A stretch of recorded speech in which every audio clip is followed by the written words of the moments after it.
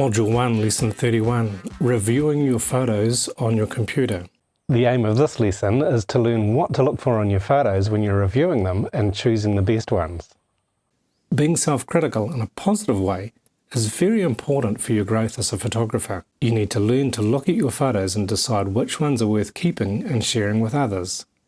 You need to know which ones to delete as well, otherwise you'll end up with a huge collection of photos you'll never look at. Keeping too many of your photos also makes it more difficult to locate the ones you really want to find later on. This process is twofold. It's both technical and creative. The technical aspects are mostly objective, and the creative is purely subjective. The most important technical aspects of photos is that they are sharp where you want them to be. If my photos are out of focus, I generally delete them, with very few exceptions. Make sure it's sharp. Most photos are best when the main subject is in focus. Exposure is a little more flexible, especially if you're saving RAW files. Post-processing can't fix an out-of-focus photo, but you can do a whole lot when the exposure is not quite right. Consider also the timing of your photos. Did you make the exposure at the decisive moment, when the action, light, and other aspects of your composition were all at a peak? If not, maybe it's not worth keeping. Composition is actually very subjective. It's most important to know why you like or dislike the way you've composed a photo. Is what's contained in the four edges of your frame appealing? Is there anything that distracts from your main subject? Think about all these things as you're reviewing your photographs and choosing the ones that you want to keep. Photography Course Challenge Module 1, number 31. The aim of this challenge is to learn how reviewing your photos and thinking critically about them will help you grow as a photographer.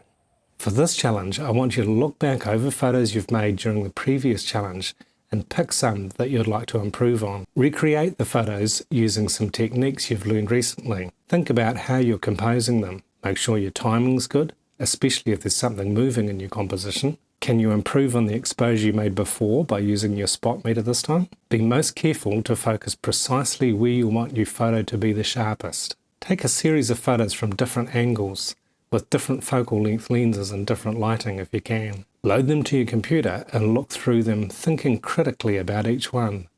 Do not sit there and wish you'd made them all better and tell yourself you can't do this.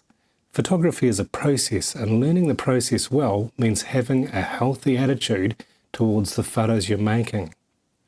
This is an essential ongoing part of your photography experience. The more you can learn to love your own photography, the easier it will become to know which are the keepers and which ones to delete. Don't feel bad if there's only a small percentage of the photos you've taken that you actually like. This is normal, even for very experienced photographers. Key points from this lesson are: reviewing images will help you improve your photography. You can learn about technical issues with your photography.